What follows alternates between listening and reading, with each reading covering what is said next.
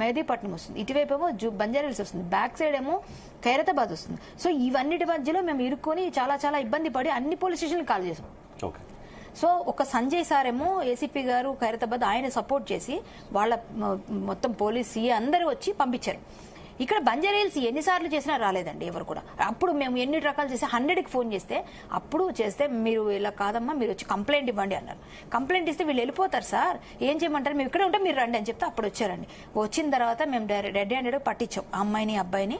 ఈ అమ్మాయి వెళ్ళి పట్టుకుంది, వైఫ్ కాబట్టి as a wife with police ప్రొటెక్షన్తో వెళ్ళి పట్టుకున్నాం. పట్టుకున్నాక అక్కడి నుంచి వెళ్ళిపోయారు. ఏమో మీడియా ముందు మాట్లాడుతుంటే ఈ పిల్లవాడిని అక్కడి నుంచి లంగరోజ్ పంపించామని చెప్పారు.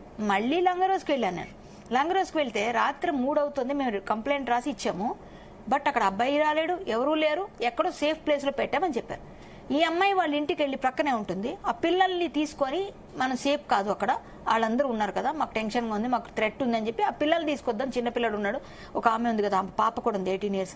ఆ పాపని తీసుకొద్దామని మేము పోలీసు వాళ్ళని ఎస్కార్ట్గా తీసుకొని మామూలుగా రక్షక్ దీనిలో వెళ్ళామని వాళ్ళని పెట్టుకొని మేము మా కార్లో వెళ్ళాం. వాడు రాయల్గా చక్కగా వాకింగ్ చేస్తున్నాడండి. అంటే ఈ పోలీసు వాళ్ళు ఎక్కడ తీసుకెళ్లి వదిలేశారు?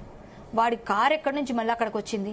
ఆ పోలీసు ఎక్కడి నుంచి తీసుకెళ్లారు? బంజారాహిల్స్ పోలీసుకి ఇంత బాధ్యత రాహిత్యంగా ఎలా ప్రవర్తించారు? ఒక పోలీసు పాకిస్తానీ అని చెప్పినప్పుడైనా రేపు ఉదయం August 15th ఎటువంటి ఏదైనా ఉండొచ్చు, మన దేశం మీద మన వాళ్ళ భద్రత మీద మనకు ఉండొద్దా సార్? వెంటనే తీసుకెళ్లి అక్కడ వాకింగ్ చేస్తుంటే మళ్ళీ నేనే పట్టుకొని మళ్ళీ వాడికి చూపించా, ఈ ఫోటో నీదేనా ఈ ఫోటో అని అడిగా.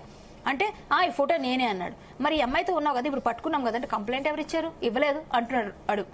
వెంటనే మళ్ళీ వాడిని పోలీసులకు అప్పచెప్పి తీసుకొని వెళ్ళి చేసాం. ఈమె నన్ను ఆశ్రయించిన తర్వాత మొత్తం వెరిఫై చేసామండి. ఈ వెరిఫై చేసిన తర్వాత చాలా మంది నాకు ఉదయం కాల్ చేశారు. కాల్ చేసి ఏమని చెప్పారంటే, అసలు పాకిస్తాన్ అని ఎలా మీరు చెప్తారు, మీరు అట్లా చెప్పొద్దు, అతను ఇక్కడ టోలీ చౌకీ బాయ్ అని చెప్పారు. టోలీ చౌకీలో పుట్టాడంట, బర్త్ సర్టిఫికెట్ ఉందంట. ఇక్కడ ఏమనుందండి, వాడు తెచ్చుకున్న ఆధార్లో మన ఇండియన్ సిటిజన్ అయినందుకు 18లో అయ్యాడు. ఇక్కడ చూడండి పూర్వ నేషనాలిటీ ఏముంది, పాకిస్తానీ అని రాసింది ఇక్కడ క్లియర్గా. సో ఇది తప్ప మీరు ఎట్లా చెప్తారు? మేము అన్ని వెరిఫై చేసుకోకుండా వెళ్ళలేదు. అది కాకుండా ప్రతిసారి వాళ్ళు కమిషనర్ ఆఫీస్లో వాళ్ళు వెళ్ళి వాళ్ళు తాలూకా అన్ని కూడా సబ్మిట్ చేస్తున్నారు. ఎందుకు వెళ్తున్నారు? ఇండియన్ సిటిజన్ అయితే వెళ్లాల్సిన అవసరం లేదు కదా, ఎంబసీకి ప్రతిసారి వెళ్లాల్సిన అవసరం లేదు కదా, కమిషనర్ చుట్టూ తిరగాల్సిన అవసరం లేదు కదా. ఇవన్నీ కూడా వెరిఫై చేసాం. అలాగే ఫేక్ సర్టిఫికెట్స్ తోని జాబ్ తీసుకున్నాడు.